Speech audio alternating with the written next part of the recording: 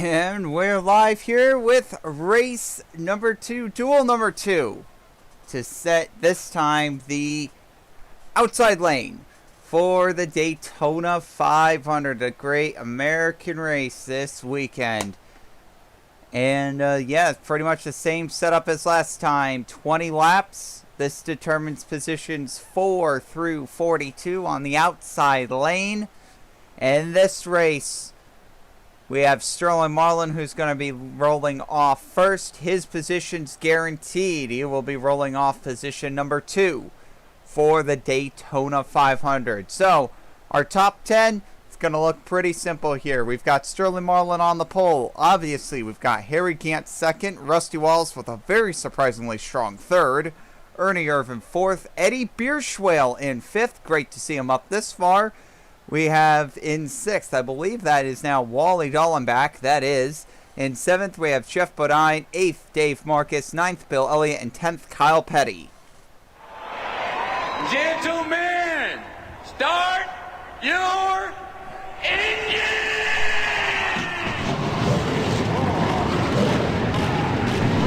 And the command's been given for duel number 2.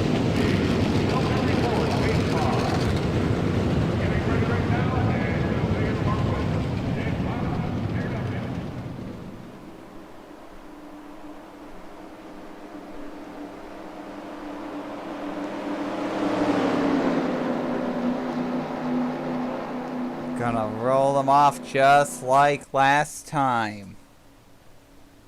2x2, 21 cars. All of these cars qualified on the outside row. And we've got some star talent in here as well, but a lot of new faces. So it'll be interesting to see what ends up happening here for this race. The big story is that both Bill Elliott and Alan Kowicki are in this race. We'll see how they do. Green flag is out here for Daytona for duel number 2. And just like in the first duel where Tim Richmond got a great start, Sterling Marlin looks equally as good here going into turn 1. Now they immediately went 3 wide for second. That is not going to happen here. Eddie Bierschwale in that 31 car, not exactly getting the greatest start to this race.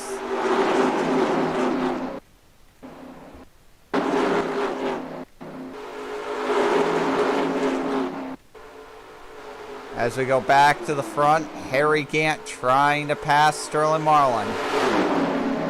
He's going to have to get it done in the outside lane, something that both Davey Allison and Darrell Waltrip were unable to do. We'll see if Harry Gant can get it done here. I think he's got a good shot at doing it. Yeah, he's going to clear him here, getting out of the tri-oval. And Harry Gant, yes, now the sole holder of the lead. It seems like that outside lane has looked very, very strong here so far. A lot stronger than in years past.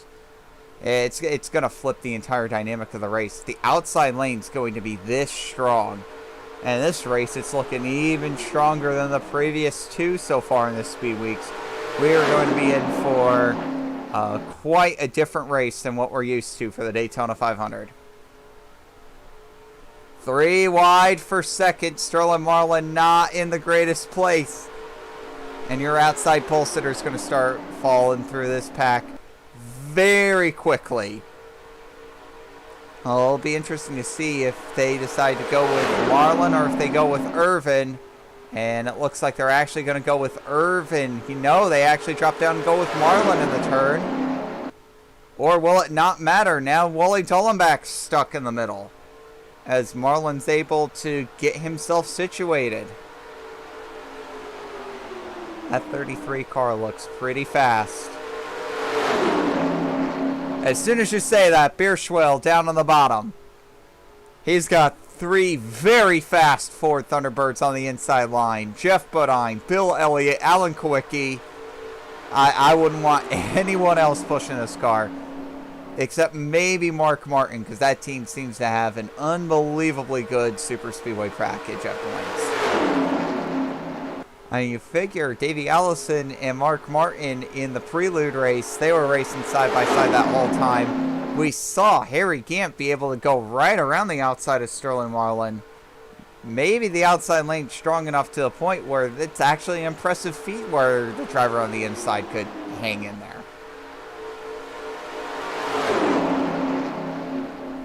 Well, as we're saying that, Beerschwell drops back. Jeff Bodine takes the lead, but only temporarily, as the fan favorite Bill Elliott in his new number 11 Ford Thunderbird, sponsored by Budweiser, will end up taking the lead. Back into a red Ford this time. Something that Bill Elliott is used to driving. He was not driving one of those last year.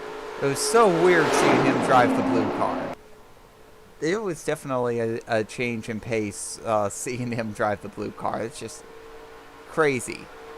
Crazy seeing that 9 car being blue. Now he's back in the red number 11, and of course the 9 car going back to being red itself.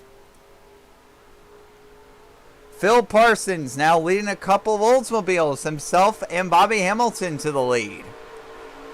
Well, it was time to kick the lead Fords out of the way.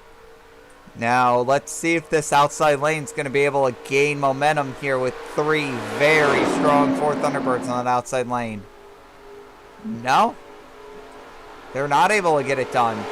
Here comes Hamilton down low as well. Side by side, a couple of Oldsmobiles. Derek Cope right there. See if he can take advantage of the action. He'll be able to push the 68 out in front. Now this duel so far. Oh, wow. Phil Parsons in the wall. Twice in the wall. Not what you want to see there. Phil Parsons getting in the wall coming off of turn 4. Tim Richmond ended up doing that in the first duel, and it just killed his race. And look at this move by Cope down to the inside. He's got to go all the way down to the apron to block Wallace. He can't get it done. They're going to go 3 abreast down the back straightaway. It'll be interesting to see. Larry Pearson and Jimmy Hensley might get a good run here. The other big rookie this season, Jimmy Hensley, here in the second duel. We'll see how he's able to do. He's going to go right underneath Pearson, and it's going to be 3 wide for second. 3 wide, 2 rows back. Larry Pearson actually able to get out of the predicament, but we'll see how long that lasts. I think for the first time this entire Speed Weeks, we've actually got a couple cars breaking away from the pack. That's what it at least looks like here. Hensley down to the bottom. 3 Fords behind a Pontiac. Pretty much all Fords and Pontiacs here up front. The 2 and the 30 and the 42. 3 Pontiacs. Wow, Kyle Petty got real loose. He must have gotten a really good push there from Irvin through the turn. Hensley and Wallace seem to have pulled away a little bit from the pack. 2 cars opting to be better than 19 others. We'll see if this momentum continues. I think they're starting to slinky back out, and this pack is starting to come right back together.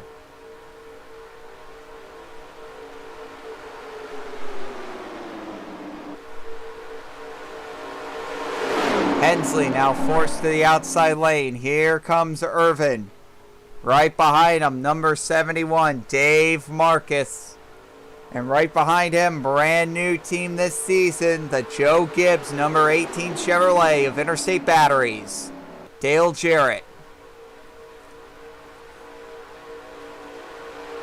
We're coming to halfway here in duel number 2. We're on lap number 10.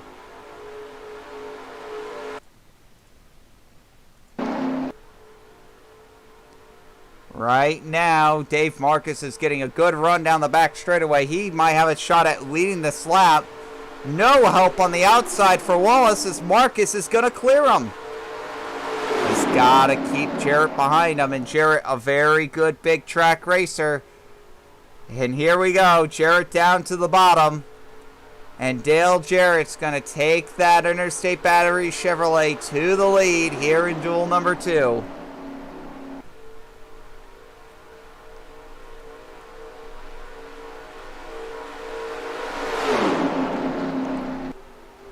We'll see how long he's able to keep it. He should be able to stay out in front of Dick Trickle and Wally Dellenbach, but we'll see what they're able to do. Trickle goes up high to push the 18 of Jarrett. We'll see if he'll be able to come back down low. He will not. Dellenbach will have him there. Dellenbach to take second through turn 3. Does he have enough room? Does he have the momentum to take it off of 4? He's going to try it. Wally Dellenbach will take the lead. And now here we go. Probably the strongest car in the field, Harry Gant, trying to force his way through here. Yeah, Gant is trying everything he can to get around the 41. There he goes, right around him. And you have the 2 Junior Johnson Fords on the inside. And now they're going to split apart. Elliott down low, Sterling Marlin up high. The 2 Junior Johnson cars not willing to work with each other.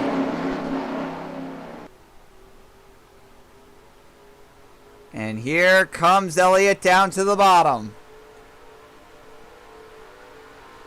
Elliott trying to get around Gant. Can't quite do it on this lap. He's gonna have to get a strong run here through turns 1 and 2. And then he's gonna have to block whatever push is coming from this pack behind him, being led by Rick Mast here down the inside lane.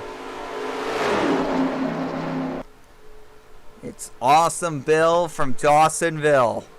Bill Elliott leading here in duel number 2. A win will award him a 4th place starting position for the Great American Race, the Daytona 500. Here comes Mast. And for all the good things that Mark Martin's been able to do on the big tracks, you expect that 16 car to be fast this weekend. It's been a little bit underwhelming, which you would normally expect for the first year of a second team. Usually they don't come swinging right out of the fences unless you're Tim Richmond, obviously. But Tim Richmond, obviously a very special talent. Rick Mast. We'll see what he's able to do with that 16 team and that nice new car from Jack Roush. Right now, he's not able to do much. Elliott slides up high. And he goes back down low, back to high. And it looks like he'll go back to low through the tri-oval. Harry Gant is so fast. That 33 car is something else. Look at this run by Gant on the outside. Oh, that's really close to the wall.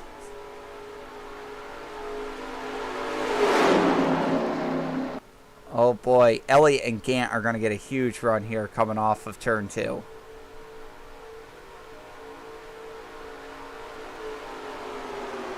Elliott able to clear Mast, Gant not quite able to. I don't think Mast is going to ever get the momentum to pass that 11 car. The 11 and 33 are going to be too good. That 33 car is very fast.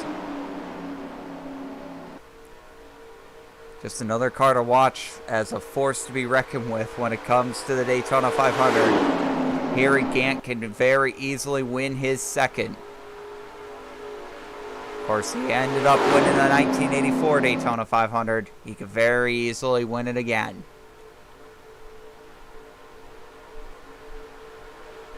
Here comes Mast down to the inside. He's really trying to get to that 11 car. It's just been a struggle. That 33 car has just been supplying that 11 car with a push down the straightaways. And Elliott's just been masterfully cutting the draft between the two lines. It seems like it's just a case that we're in that same sort of deadlock as before with Martin and Allison, where you have the two teams side by side where you can't really determine which one's able to win. Only this time you have a leader that's actually out in front blocking both lines, and Dick Trickle's in the wall way back there. Trickle in the wall. That might bring him all the way off the draft, joining Jeff Purvis. Elliott holding his lead very strong. I'll be very surprised if this 11 car loses this lead.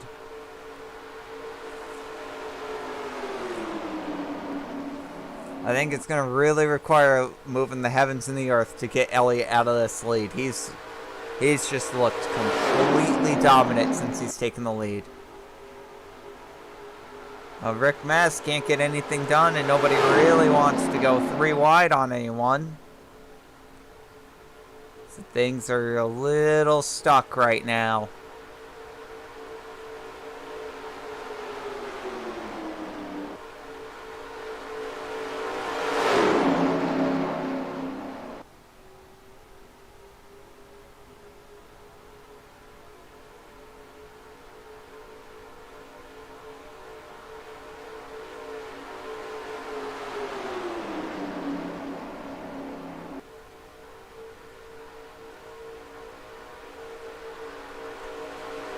Elliott leading them down. 2 laps to go.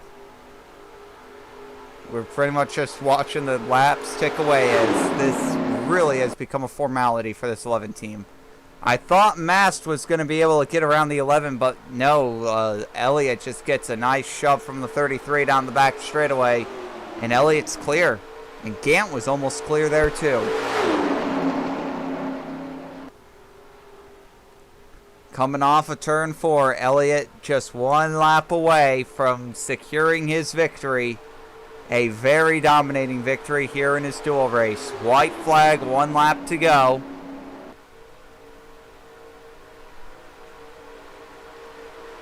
Gant on the outside. Can't clear Mast. Mast is going to be able to get up to even with the 33, but he won't be able to do anything with the 11, I don't think. Anyone can do anything with the 11. It'll be the 33, and the 33 won't be able to get there.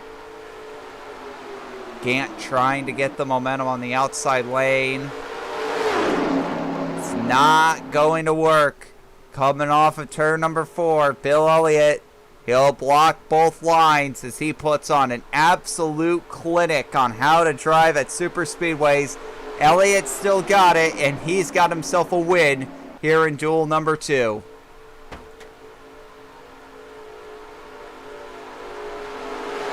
As you'll be able to see the results here on the left. So it'll be how they roll off on the outside lane, of course, with the exception of Sterling Marlin. He'll be first in the outside lane, but positions 4 through 42 have been set. And we could just wait for this weekend for the great American race, the Daytona 500.